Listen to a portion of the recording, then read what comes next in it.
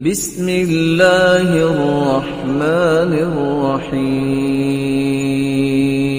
شیطان کے وار سے بچنے کا ایک بڑا آسان طریقہ ہے کہ ہم شریعت محمدیہ علیہ السلام کے اوپر گامزن رہیں، وگرنہ شیطان نے جو کہا سچ کر دکھایا۔ شیطان نے جو کہا وہ راہوں پہ بیٹھا۔ شیطان اگر شیطان کے روپ میں بیٹھے کوئی اس کے پیچھے چلے گا؟ شیطان اوریجنل شکل میں آ کے کہے کہ میرے پیچھے چلو، اس کی بات کون مانے گا؟ شیطان نے روپ دھارے ہیں، شکلیں بنائی ہیں، جیسے رسول اللہ صلی اللہ علیہ وسلم اپنے اصحاب کو سکھانے کے لیے ایک لائن لگاتے ہیں، اس کے سائیڈوں پہ ترچھی لائنیں لگاتے ہیں اور پھر کہتے ہیں یہ سیدھی لائن، یہ سیدھا راستہ، یہ صراط مستقیم، یہ میرا راستہ ہے۔ اور جو یہ سائیڈوں پہ ٹیڑھی لائنیں ہیں، ہر ٹیڑھے راستے پہ شیطان بیٹھا ہے، اپنی طرف بلا رہا ہے، اور جو اس کے پیچھے جائے گا وہ جہنم کا ایندھن بنے گا۔ مالک بیان فرماتا ہے وَلَقَدْ صَدَّقَ عَلَيْهِمْ إِبْلِيسُ ظَنَّهُ، ابلیس نے جو کہا تھا سچ کر دکھایا۔ فَاتَّبَعُوهُ إِلَّا فَرِيقًا مِّنَ الْمُؤْمِنِينَ، تو اس کے پیچھے بہت لوگ دوڑے سوائے اہل ایمان کا ایک گروہ، وہ اس کے ہتھ کنڈوں سے بچا رہا، مگر نہ انسانیت ابلیس کے پیچھے چلتی ہوئی گمراہی کے اندر جا گری۔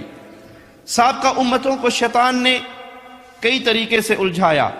یہودیوں کے پاس علم تھا، عمل نہیں تھا، وہ جانتے تھے، مانتے نہیں تھے۔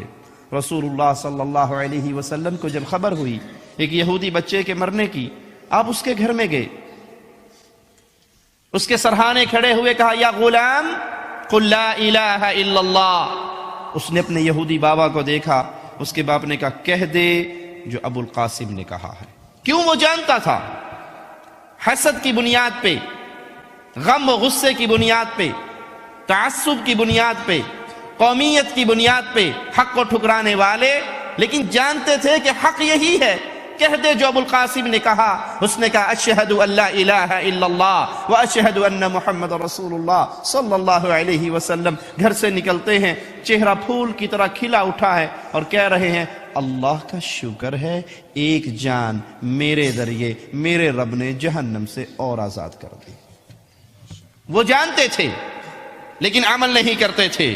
نصارہ اپنی طرف سے اعمال تراش لیتے تھے، اللہ کی طرف سے آئی ہوئی دلیل کے بغیر اپنی مرضی سے کہ یہ کام اچھا ہے، اور اس عمل کے پیچھے دوڑتے تھے۔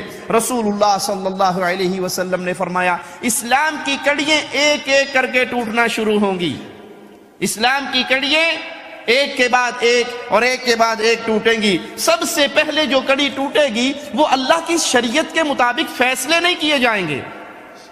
اور اللہ محفوظ فرمائے آج اکثریت مسلمانوں کی فیصلہ کرتے ہوئے مالک کے کلام کو چھوڑ کر لوگوں کے بنائے ہوئے ہاتھوں کے قوانین کے مطابق اپنے فیصلے کرواتے ہیں۔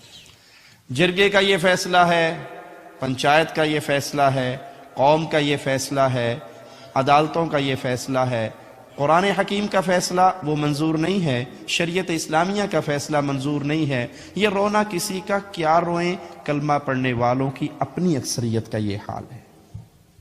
انہیں حل بتایا جائے کہ آپ کے اس جھگڑے کا حل اللہ کی کتاب میں یہ ہے، سنت رسول اللہ صلی اللہ علیہ وسلم میں یہ ہے، کہیں گے جی ٹھیک ہے لیکن ہم نے فیصلہ وہیں پہ جا کے کروانا ہے جہاں پہ کتاب اللہ اور سنت رسول اللہ کے مطابق نہیں، بلکہ انگریزوں کے بنائے ہوئے یا اسمبلیوں کے بنائے ہوئے یا جرگوں کے بنائے ہوئے اپنے ہاتھوں کے تراشے ہوئے قانون کے مطابق فیصلہ کرتا ہے۔ یہ پیارے حبیب کی بتائی ہوئی خبر ہے کہ سب سے پہلے اسلام کی جو کڑی ٹوٹے گی وہ فیصلے اللہ کے حکم کے مطابق نہیں بلکہ لوگوں کے ہاتھوں کے تراشے ہوئے قوانین کے مطابق ہوں گے۔